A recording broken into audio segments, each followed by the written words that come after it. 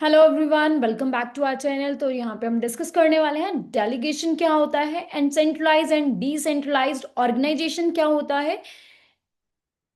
तो सबसे पहले हम बात करेंगे यहाँ पे डेलीगेशन के बारे में। सो बेसिकली डेलीगेशन क्या है? अपनी अथॉरिटी जो है वो यहाँ पे डेलीगेट करना, दे देना अपने सबॉर्डिनेट को। ठीक है, तो ऐसा मतलब नहीं है कि अपनी पूरी की पूरी रिस्पॉन्सिबिलिटी और अपनी पूरी अथॉरिटी आप उनको दे रहे हो।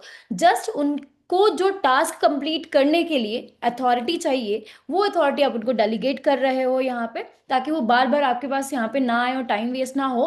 राइट, तो उस चीज को यहाँ पे बोला जाता है delegation. The act of delegation responsibility or authority at a work to other people such as worker और subordinate को जो यहाँ पे डेलीगेट करी जाती है, अथॉरिटी दी जाती है ताकि वो जो टास्क उनको दिया गया है वो उस टास्क को अच्छे से परफॉर्म कर सके, उसको हम डेलीगेशन यहाँ पे कहते हैं। नेक्स्ट हम बात करेंगे स्पैन कंट्रोल की। तो स्पैन कंट्रोल यहाँ पे क्या कहलाता है?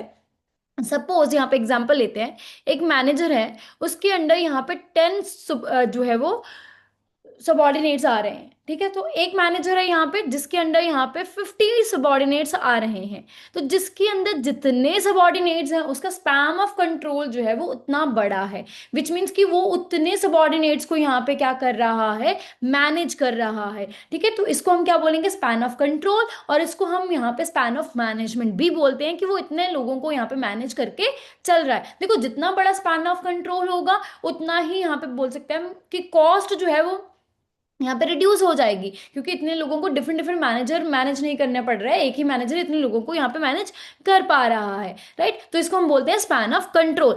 अब यहाँ पे बोला जा रहा है, सिंपली अगर हम बात करें तो it refers to the number of people who report directly. तो कितने number of people directly report कर पा रहे हैं मैनेजर वन और मैनेजर टू को, ये यहाँ पे वो बता रहा है उनके स्पैन ऑफ कंट्रोल के बारे में। राइट, कि वो यहाँ पे manager and accountable for the boss action, यहाँ पे कितने लोग हैं वो सारी चीजें यहाँ पे बताई जा रही हैं। देन हम बात करेंगे यहाँ पे, वही चीज बोली जा रही है कि जितने ज्यादा नंबर होंगे यहाँ पे उतना ही जो स्पैन ऑफ इन्फ्लुएंस है, जहाँ पे स्पैन ऑफ कंट्रोल जो है वो उतना ही बड़ा होगा। और यहाँ पे बात करेंगे manager said to be to have a restricted range of authority where there are few.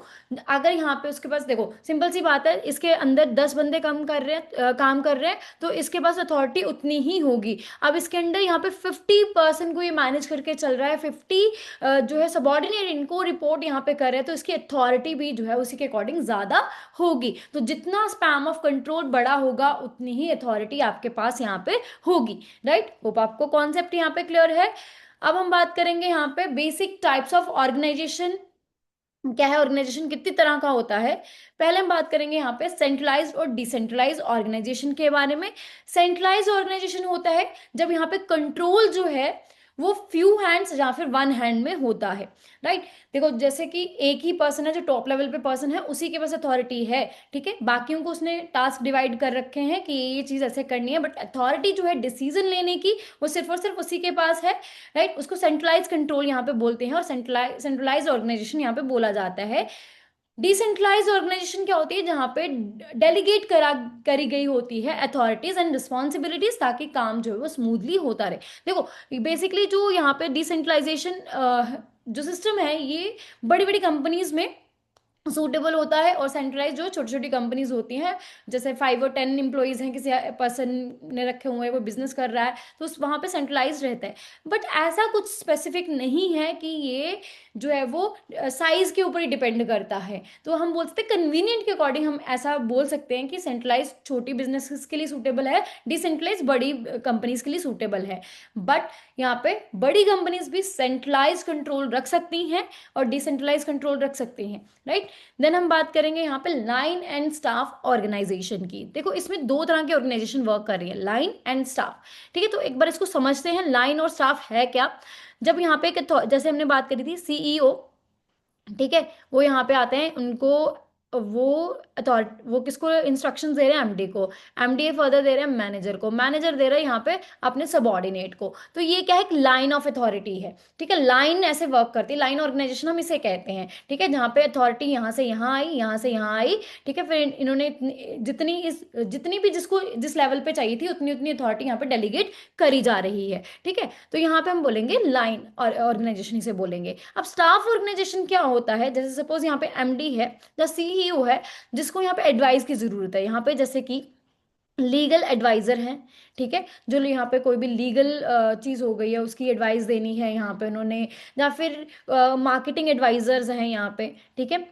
तो ये यहाँ पे स्टाफ हैं जो इनको सिर्फ और सिर्फ एडवाइस देंगे, ठीक है, ये बताएंगे कि काम कैसे करना है, क्या करना है, बट ये डिसीजन नहीं ले सकते। डिसीजन लेने की जो आप बोल सकते हो अथॉरिटी जो है वो इसी पर्सन के पास होगी। जैसे सीईओ के पास भी बहुत सारे एडवाइजर्स होंगे, ठीक है, वो उसके स्टाफ होंगे, उसको क्या बोलेंगे यहाँ पे, स्टाफ ऑर्गेनाइजेशन बोला जाएगा, जो उसको एडवाइस देंगे, डिसीजन ये लेंगे। तो बेसिकली लाइन जो होती है वही डिसीजन लेती है, और जो स्टाफ है वो सिर्फ और सिर्फ एडवाइजरी फंक्शन यहाँ पे परफॉर्म करता है, राइट। देन हम बात करेंगे next, that is functional organisation. Functional organisation क्या होता है, जहां पे हम क्या करते हैं, ऑर्गेनाइजेशन को डिफरेंट डिफरेंट डिपार्टमेंट में उनके फंक्शंस के अकॉर्डिंग डिवाइड कर देते हैं। जैसे सेल्स डिपार्टमेंट है, राइट, सेल्स डिपार्टमेंट हो गया, फाइनेंस डिपार्टमेंट हो गया, मार्केटिंग डिपार्टमेंट है, ठीक है, प्रोडक्शन डिपार्टमेंट है।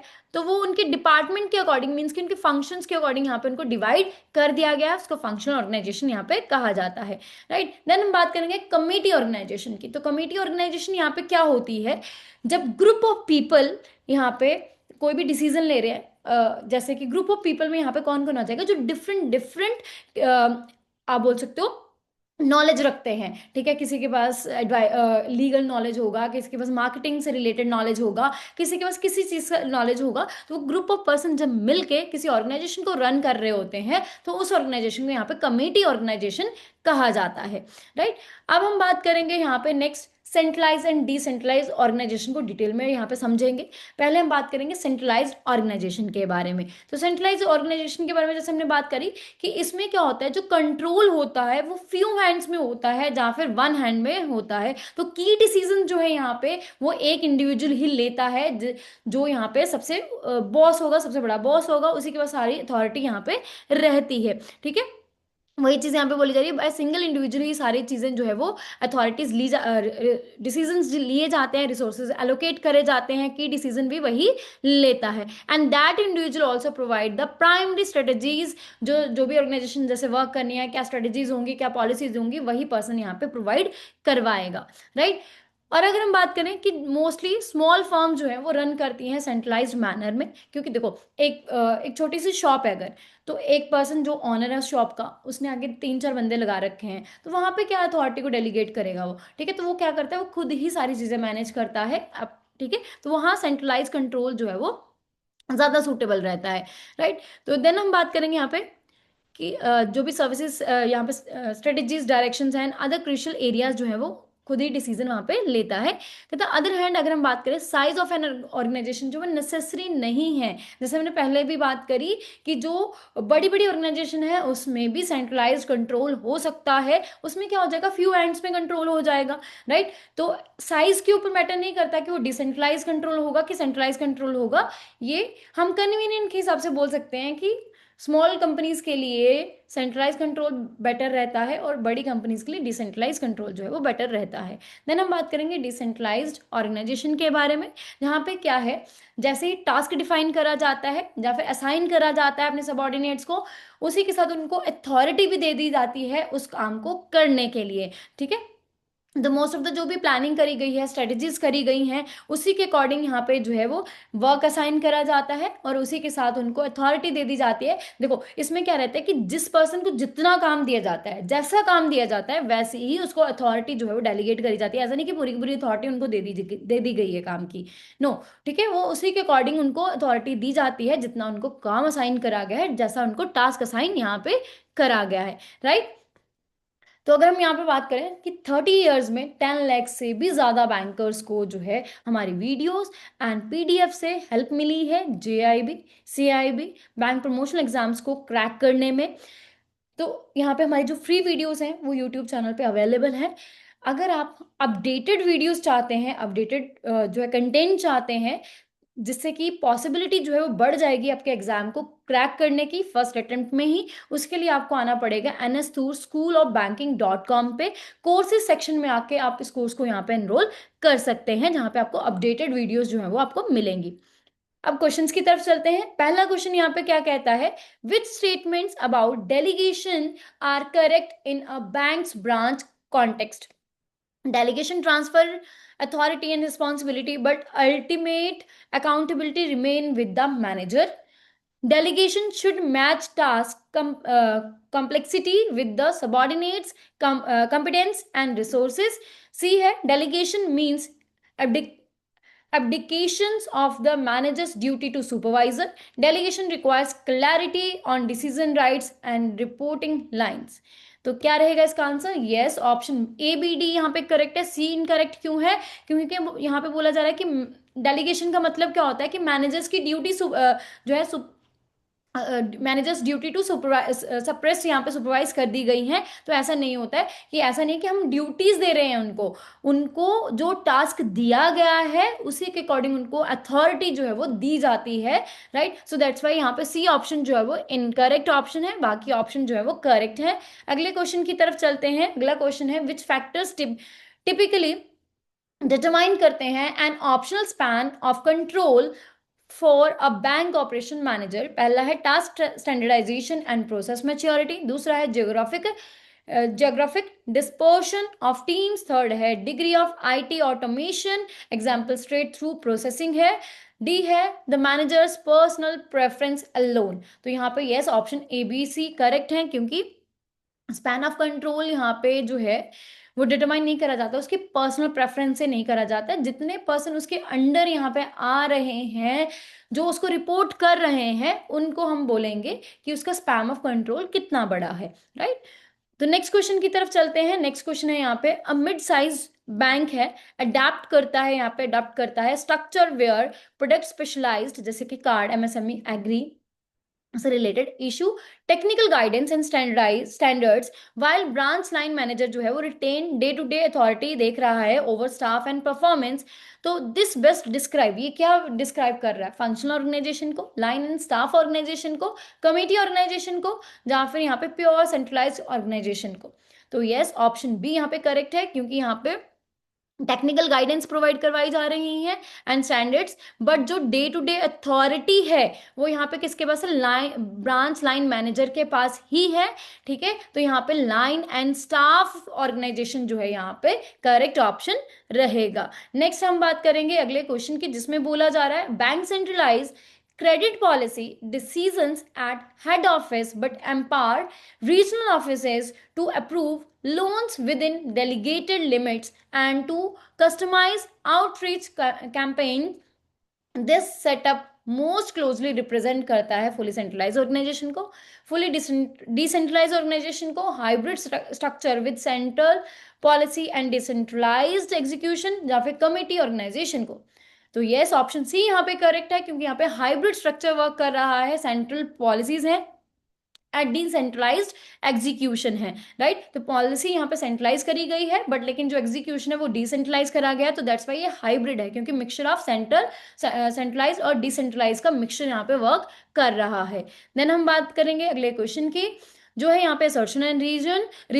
असर्शन है यहाँ पे, very wide span of control can reduce hierarchy cost but may impair supervision quality in complex banking operations। Reason है, because as task complexity and variability increases, manager need more time per direct report, making very wide span ineffective। तो option है both A and R true है और R is a correct explanation of A है। Both A and R true है but R doesn't explain A is true but R is false, A is false but R is true.